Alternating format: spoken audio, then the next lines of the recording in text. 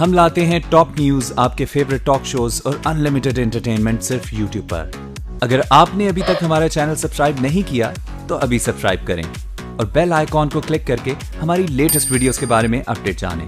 Subscribe کیجئے اور ہم آپ کو لیے چلیں گے آپ کی فیوریٹ ویڈیو کی طرف۔ پاکستان کے سیاسی افق پر ایک نئی بھرپور سیاسی شخصیت ابھری ہے، ایک نئی بھرپور سیاسی جماعت سامنے آئی ہے جو پوری قوت سے کل پاکستان کے سیاسی افق پر نمودار ہوئی۔ پاکستان میں تقریباً 40 سالوں کے بعد اہل سنت کے بریلوی مسلک کی کسی مذہبی جماعت نے دھوم دھام سے دھرنے کے ساتھ سیاست میں جگہ بنائی ہے، اور وہ ہے تحریک لبیک یا رسول اللہ صلی اللہ علیہ وسلم، اور اس کے سربراہ ہیں علامہ قادم حسین رضوی۔ یہ وہ جماعت ہے جس نے کل 1 انچ پیچھے ہٹے بغیر، ایک انداز کا بھی لچک دکھائے بغیر پاکستان کی ریاست کی رٹ کو میلوں دور دھکیلا اور بلا ہیل و ہنجت اپنے تمام مطالبات منوا لیے۔ یہ ایک غیر معمولی واقعہ ہے اس حوالے سے کہ پاکستان میں دھرنے کی سیاست نے اور قوت کی سیاست نے ایک نئے باب کا اضافہ کیا ہے۔ اپنے تمام مطالبات منوا کے تحریک لبیک یا رسول اللہ صلی اللہ علیہ وسلم نہ صرف یہ کہ ایک بڑی سیاسی قوت کی حیثیت سے سامنے آئی ہے، اس کے سربراہ علامہ قادم حسین رضوی ایک بہت بڑی سیاسی فورس کی حیثیت سے سامنے آئے ہیں، وہ فورس جس نے ریاست پاکستان کو 21 روز کے بعد مجبور کیا کہ اس کے تمام مطالبات کو تسلیم کر لے، اور اس پوری صورتحال میں چاہے اس کا کوئی بھی اثر ہو، یقینی طور پہ یہ تحریک لبیک یا رسول اللہ کی ایک بڑی کامیابی ہے دھرنے کی سیاست کی۔ اور اگر آپ میں قوت ہے، آپ میں جان ہے اور آپ دھرنا دے سکتے ہیں، اپنی بات کو منوا سکتے ہیں اور پولیس پریشر کو برداشت کر سکتے ہیں، تو آپ ڈیلیور کر سکتے ہیں۔ یہ فیض آباد میں 21 دن تک دھرنے کے دوران صبح شام حکومت اور اس کے وفاقی وزراء کو آڑے ہاتھ لینے کے باوجود بھرپور کامیابی حاصل کی جناب قادم حسین رضوی نے، اور ان کا انداز سیاست، ان کی انداز تقریر، ان کی زبان، ان کا سٹائل، وہ پورا ایک منفرد انداز ہے، اور پاکستان کی سیاست کے بعض لوگوں کے لیے یہ بہت ہی امپورٹنٹ ڈیولپمنٹ ہے۔ پاکستان کس انداز سے آگے بڑھ رہا ہے اس کی ایک بڑی بھرپور ترجمانی ہے۔ علامہ قادم حسین رضوی کا انداز اپنا ہی انداز ہے۔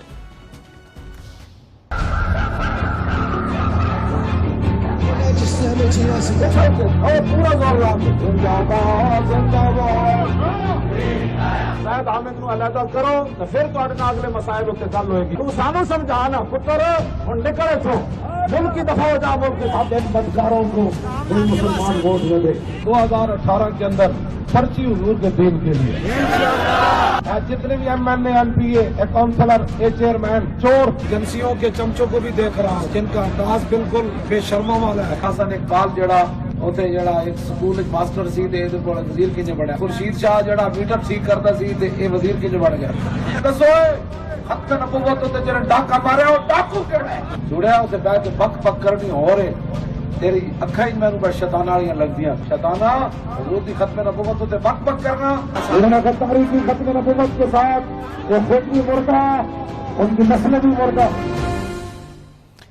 آج پوری دنیا میں، پورے پاکستان میں، چاہے سوشل میڈیا ہو، جیسے کہ میں نے کہا ورلڈ میڈیا ہو، پاکستان کی ریاست کی یہ ناکامی، جس انداز سے اس نے 21 روز یہ معاملے کو طول کھینچا اور پھر ان تمام مطالبات کو تسلیم کر لیا جو پہلے روز سے سامنے آئے تھے، یقینی طور پہ پاکستان میں نواز شریف حکومت جو کہ گزر چکی ہے اور موجودہ حکومت پاکستان مسلم لیگ نون کی شاہد خاقان عباسی حکومت کی ناکامی کی منہ بولتی تصویر ہے، مکمل حکومتی رٹ کے فیل ہونے کی تصویر ہے، اور یہ حکومتی نہ صرف حکومتی بلکہ پاکستان مسلم لیگ نون کے امیج کے لیے تباہ کن صورتحال تھی جو کل سامنے آئی ہے۔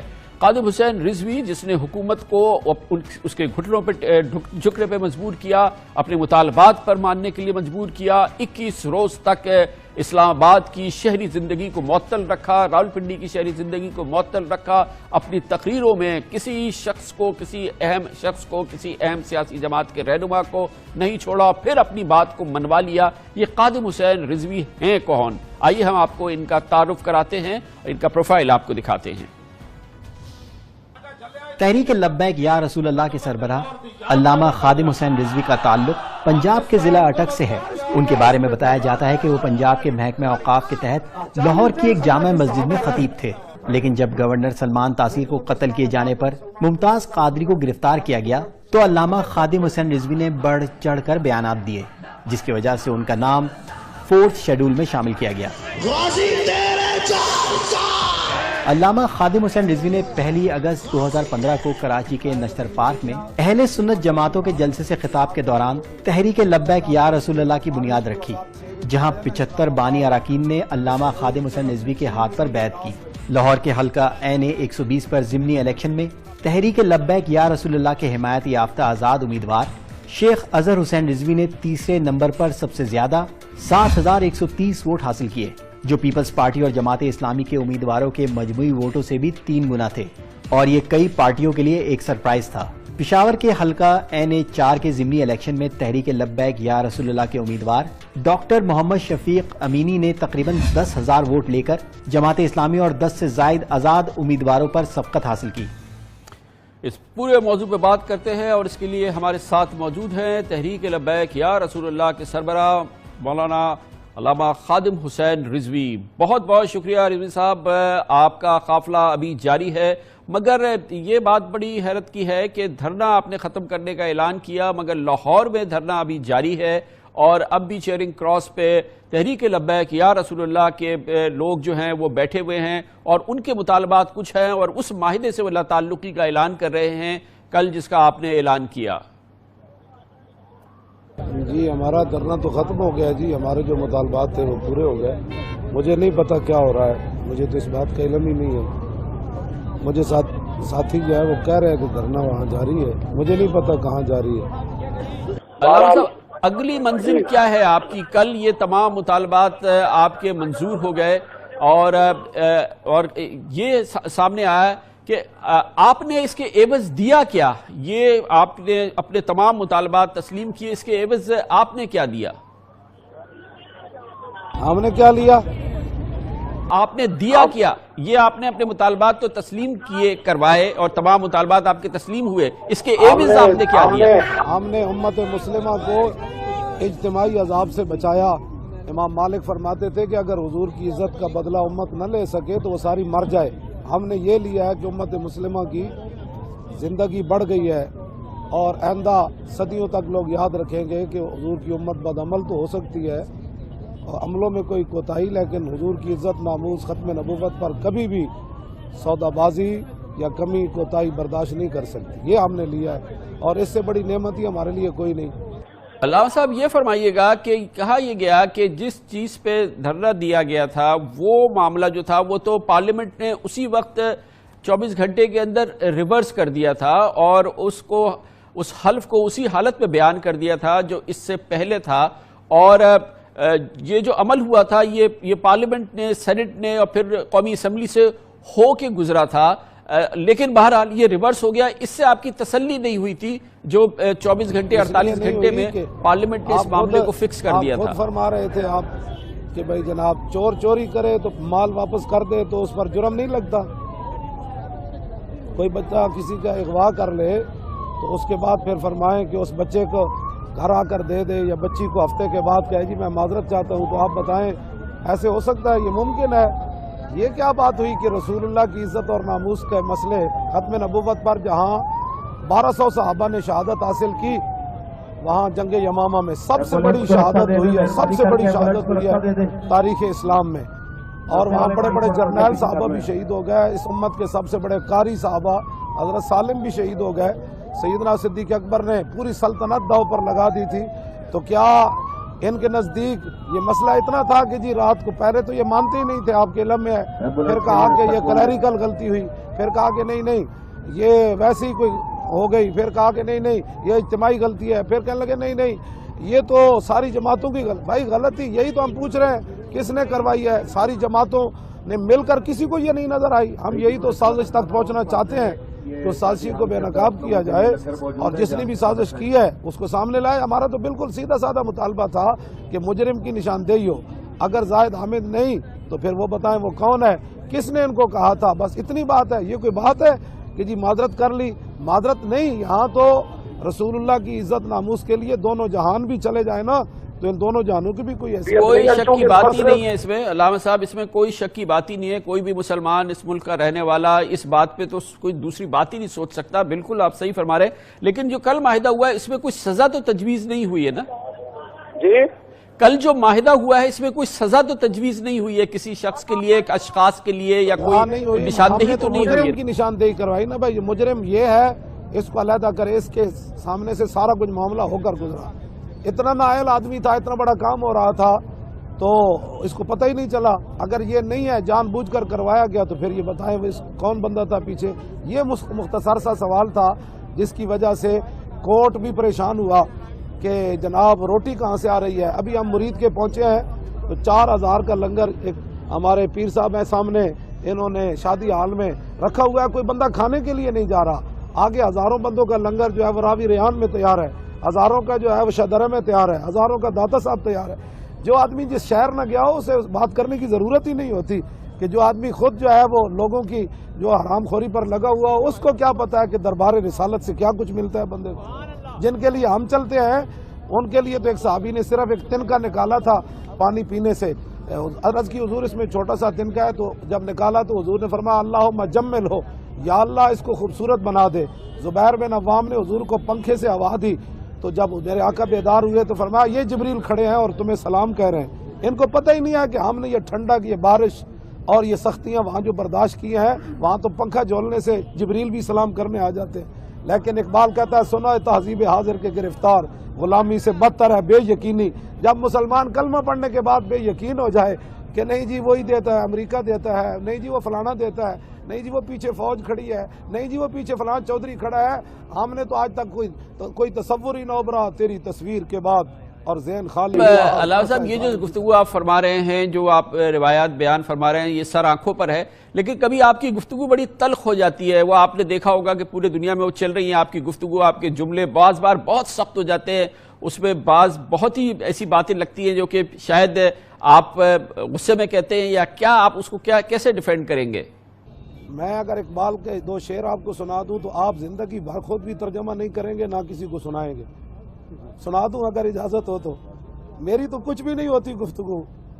اگر این آب و جاہے زیفرنگست جبین خود منے جز بر درہو سریرا ہم بچو بش دے کہ آخر حق دارت بخر پالاں گریہو. اس کا کسی سے آپ ترجمہ کرائیں کوئی بھی کر کے نہیں دے گا. میں تو بڑی دائرے میں رہ کے یہ بات جب حضور کی آتی ہے نا تو اس میں حضور یہ مسئلہ ہی بالکل جدا گانا ہے. قبلہ صدیق اکبر کے سامنے عروہ بن مسعود نے اتنا ہی کہا تھا، یہ بخاری شریف کی حدیث ہے، کہ آپ ان پر بھروسہ کر کے نہ لڑیں یا آپ کو بھاگ جائیں گے میدان میں چھوڑ کر. تو سیدنا صدیق اکبر نے کہا فقال له ابو بکر امسس بزر اللہ نحن نفر عنہ وندعو. اس کا ترجمہ کوئی بھی آپ کو کر کے نہیں دے گا الا یہ کہ آپ ڈکشنری خریدیں، اور جب آپ اس کا معنی دیکھیں گے تو آپ کہیں گے افضل الخلق بعد الرسل نے یہ بات کی ہے. یہ حضور کی عزت کا مسئلہ بالکل جدا گانا ہے. ولید بن مغیرہ نے حضور کے بارے میں لفظ مجنو کہا. تو اب آپ کے پاس چونکہ ٹائم نہیں ہے میں وہاں سے شروع کرتا ہوں. پہلے تو اللہ تعالیٰ نے نون والقلم وما یسطرون، جہاں اس کے عیب بیان شروع کر رہے ہیں وہ عیب بیان کرنا. ولا تطع كل حلاف مہین ہماز مشاء بنمیم مناع للخیر معتد اثیم عتل بعد ذلك الزنیم ان كان ذا مال وبنین اذا تتلى علیہ آیاتنا قال اساطیر الاولین سنسم علی الخرطوم. اب اس کا معنی کروائیں نا کسی سے. علامہ صاحب آواز آپ کی نہیں آ رہی ہے. بالکل آ رہی ہے. علامہ صاحب یہ فرمائیے گا کہ اب اگلی منزل کیا ہے آپ کی تحریک لبیک یا رسول اللہ کی؟ اگلی منزل کیا ہے؟ یہ الیکشن کا سال ہے، اب آپ کس طرف آگے بڑھ رہے ہیں؟ اللہ نے اس کے 10 عیب بیان فرمائے آدم علیہ السلام سے لے کر قیامت تک، جس کے بارے میں کہ اس کا باپ یقینی اس کا باپ وہ نہیں ہے جس کی طرف وہ منسوب تھا. تو اللہ نے آدم علیہ السلام سے لے کر قیامت تک ایک ہی بندہ بیان فرمایا کہ میرے حبیب آپ نے پریشان نہیں ہونا، یہ تو اپنے باپ کا ہی نہیں ہے. اب آپ کیا کہیں گے کہ جذباتیت ہو گئی یہاں؟ نہیں، حضور کی ناموس کا مسئلہ ہے ہی جدا گانا. بالکل ہے، اس میں کوئی شک نہیں ہوتا. بالکل ہے، بالکل ہے، بالکل ہے. کعبے کے غلاف سے لپٹا ہوا وہ بندہ ہو ابن قتل. جی علامہ صاحب یہ بتائیے گا اب اگلی منزل کیا ہے آپ کی اور تحریک لبیک یا رسول اللہ کی؟ الیکشن کا سال ہے، اگلے 6-8 مہینے کے اندر الیکشن ہونے. ابھی اگلی منزل کیا ہے آپ کی؟ آپ کی دن رات آپ لوگ یہی کہتے رہتے ہیں پاکستان صحیح ہونا چاہیے. تو بتائیں زاں کے ملت را حیات از عشقیوس اور برگو ساز کائنات از عشقیوس. ہماری منزل یہی ہے کہ جس طرف قوم کو لگا دیا گیا یہ قوم کبھی بھی کامیاب نہیں ہوتی. اقبال کہتے ہیں کہ اگر امت مسلمہ دوبارہ اوپر جانا چاہتی ہے تو اپنے دلوں کے اندر حضور کی محبت ایسے پیدا کرے جیسے صحابہ کرام نے پیدا کی. اگر ایسی نہیں بھی ہو سکتی تو ذرہ عشق نبی از حق طلب سوز صدیق و علی از حق طلب. اقبال یہ کہتے ہیں کہ ہر کے عشق مصطفیٰ سامان اوس باہر و بردر گوشائے دامان. علامہ صاحب باخدا در پردہ گویم یہ فرمائیے گا, آپ مجھے سن سکتے ہیں, میں یہ پوچھنا چاہ رہا ہوں کہ یہ الیکشن کا سال ہے, اگلے 6-8 مہینے میں الیکشن ہونے کے لیے تو بیٹھا ہوں. تحریک لبیک یا رسول اللہ کی اگلی منزل کیا ہے, آپ کی اگلی منزل کیا ہے؟ یہ الیکشن کا سال ہے, اگلے 6-8 مہینے میں الیکشن ہونے ہیں. پاکستان میں نظام مصطفیٰ آ جائے, حضور کا دین آ جائے, حضور کا دین تخت پر آ جائے, اس کے لیے آپ میدان میں آ جائیں, آپ لے آئیں. لیکن علامہ صاحب پچھلی دفعہ جو تحریک نظام مصطفیٰ چلی تھی صلی اللہ علیہ وسلم, اس کے نتیجے میں تو اس کے بعد کا اس کا نتیجہ تو یہ نکلا تھا کہ ملک میں مارشل لاء لگ گیا تھا. تلک امۃ قد خلت لہا ما کسبت ولکم ما کسبتم ولا تسألون عما کانوا یعملون. وہ تو جناب گزر چکا, نہ وہ آپ سے سوال ہوگا نہ مجھ سے سوال ہوگا. اب کی بات کریں نا, جو اب بات ہو رہی ہے, اگر ہم نہ اٹھتے تو یہ بتائیں یہ کیا کرنے لگے تھے. انہوں نے تو مسجدوں کے سپیکر اتروا دیے, اور آپ بھی ٹی ویوں پر بیٹھ کر کہتے ہیں ہمارے کان جو ہے وہ ختم ہو گئے ان مولویوں کے سپیکروں کی وجہ سے. چلو وہ مولویوں کی تقریریں تو نہ ختم کر دیا, لیکن علامہ صاحب یہ بتائیے گا کہ آپ ظاہر ہے کہ ایک بڑی آپ کو زبردست کل کامیابی ملی ہے, لیکن اس پوری صورتحال میں یہ بتائیے کہ جو آپ کا ملی ہے, اسلام کو ملی ہے, ہمیں نہیں ملی. یہ بتائیے گا کہ جو ملک میں مذہبی سیاست ہے, یا جو ملک ہمارا ظاہر ہے کہ مختلف مسلم مسالک میں تقسیم ہے, اس آپ کی جو تنظیم ہے وہ کیسے تمام مسالک جو ہیں وہ آپ کے ساتھ جڑیں گے؟ کہیں اس میں مزید تقسیم یا کہیں مزید اس میں خرابی تو نہیں پیدا ہو جائے گی؟ یہ 10 منٹ کا کام ہے, اختلافات جو ہے وہ 10 منٹ میں طے ہو سکتے ہیں, لیکن 1400 سال میں تو نہیں طے ہوئے علامہ صاحب, 1400 سال میں تو طے نہیں ہوئے ہیں. کیوں نہیں ہوئے؟ کمال ہے, بہادر شاہ ظفر تک تو ہوئے ہیں نا, کمال ہے. یہ تو 1857 میں ساری خرابی ہوئی ہے, کمال ہے جی. 1857 تک تو یہ 750 سال تو یہاں فقہ حنفی رہی, آپ کو پتہ نہیں ہے. باقی جتنی بھی لیکن علامہ صاحب میں بصد احترام آپ سے کہوں گا کہ آپ ہی کے نام کی ایک تنظیم, ابھی تو آپ دوسروں کی ملانے کی بات کر رہے ہیں, اس وقت لاہور میں دھرنا دے رہی ہے, آپ سے لا تعلقی کا اعلان کر رہے ہیں اشرف جلالی صاحب. ابھی دوسروں کو ملانے کی بات نہیں, ابھی آپ کی تحریک لبیک یا رسول اللہ کا ایک حصہ لاہور میں بیٹھا ہے, اس وقت بھی بیٹھا ہے.